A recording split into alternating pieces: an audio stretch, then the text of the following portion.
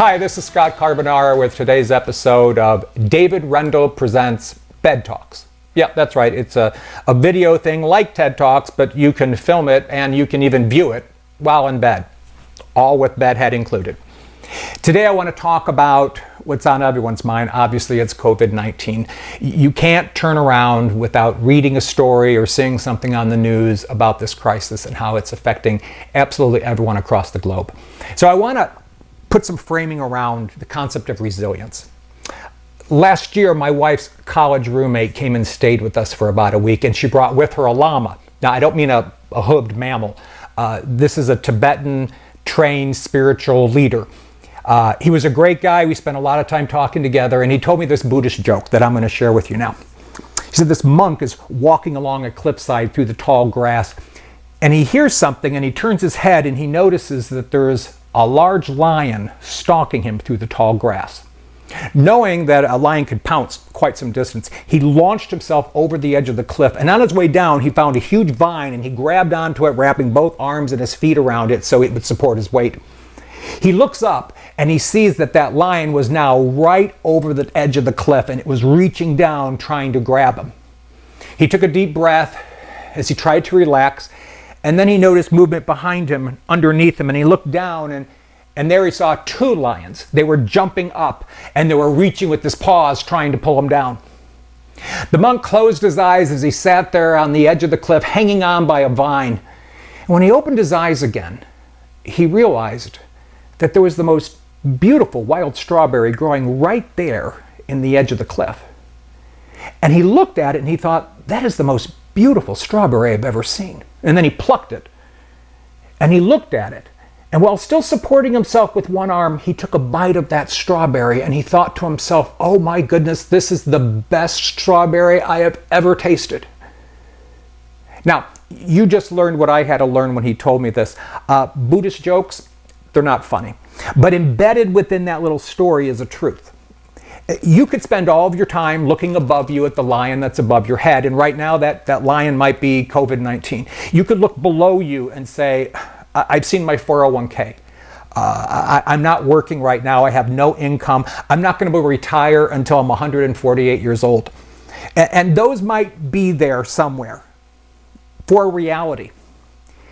But the other reality is this: if your focus is on the lion or the lions, you're going to miss out on seeing the strawberry. The principle is your energy follows your focus. Now, like most of you, this is my first pandemic. But during the last economic downturn, I also lost my job. It was cut. And I didn't know what I was going to do. I was angry. I was frustrated. I was really distressed. And then I started to make a list of all the things that I really like to do. And then from that list, I started to add, well, what are the things I like to do and that I'm really good at? And then what do I like to do and I'm good at that could maybe make some money? And then what could I add to that? What is something that the world needs? And with that, I started to focus differently about what's my next step. From there, I sat down and I did what I told myself I'd always do once I retired, and that is I wrote a book. And this is the first book I wrote. It was about my beloved first dog. And I wrote the leadership lessons that I learned from this dog, and it kind of paralleled my corporate career journey while I was working in this organization. And I met this wonderful editor in the process, and she helped me with the second book, Don't Throw Underwear on the Table and Other Lessons Learned at Work. Title, not as dirty as it sounds on the inside if you ever read it. But through that relationship, I realized two things. One, I had a lot more books in me, and since that time I've written 4 or 5 more, and I've ghostwritten even more than that. But I also realized that editing was very expensive, so I married my editor. Yeah, that's right. Anyway, it turns out the editor became my pen pal through the editing process, and she is now my wife and the love of my life. Now, I say that to say, if I had been focused purely on the lion of job loss and the two lions of what am I going to do for money, I would have missed out on that strawberry, the very best thing that ever happened to me. So right now, where you are, you have an opportunity to focus where you want to. And your energy is going to follow your focus, just like it did for me. Originally, when I lost my job, my energy was all bound up in just being negative, being scared, having no idea what to do next. But then my energy became, I found what I love, and in the process found the woman I love. And as a result of that, we've traveled the country and the world on speaking tours, and she's helped me write multiple more books. So looking back 10 years later, I can honestly say, thank God for that lion, that gift of unemployment, because my life has changed, and it's changed for the better. So right now, instead of wallowing in self-pity, instead of focusing on the things that I can't change, I'm spending time with my family. I'm getting to know them again. I'm finally finishing some books that I've started and been by my bedside for the last 3 years, and now I'm actually reading them. And you know what I do when I'm tired of reading? I fall asleep.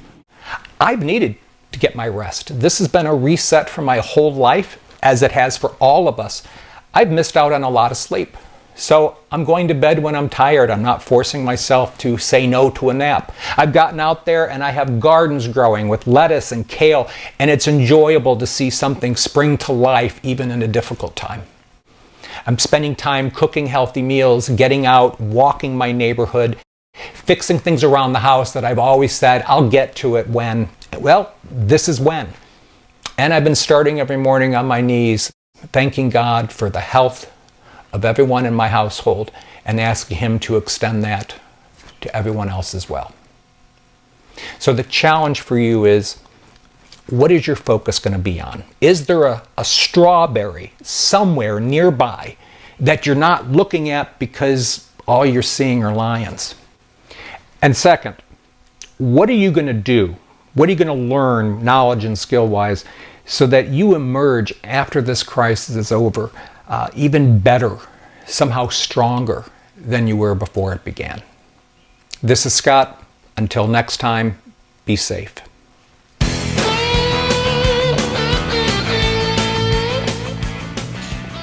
It's just going to be a quick chat, isn't it? Yes, it is. Yes, it is. He wrapped his arms around, okay, what are we doing here? Are you going to focus on the lions? But what is your strawberry? What's out there on the horizon for you? Okay, let's cut this because I don't like where this is going. I don't know what the heck I'm talking about at some point. Well, the light just died, so that's nice.